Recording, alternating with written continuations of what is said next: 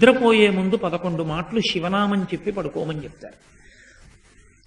తెల్లవారి నిద్ర లేచేటప్పుడు మీరు పరమశివ భక్తులైనా సరే, మీ కులదేవత పార్వతీ పరమేశ్వరులైనా సరే, శివ అంటూ లేవడాన్ని శాస్త్రం అంగీకరించదు.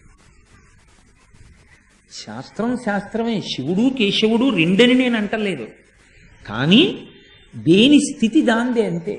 నిద్ర లేచినప్పుడు మొట్టమొదట నోటి వెంట పైకి రావలసినటువంటి మాట ఏదో శాస్త్రమే నిర్ణయం చేసింది.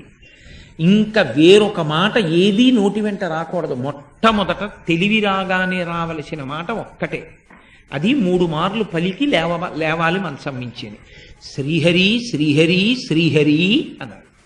3 మాటలు శ్రీహరి అన్న నామం చెప్పి మాత్రమే లేవవలసి ఉంటుంది. అంటే జాగృతి ప్రారంభమైంది. నిద్ర లేచాడంటే రక్షణ చెయ్యవలసినటువంటి వాడు శ్రీ మహావిష్ణువే.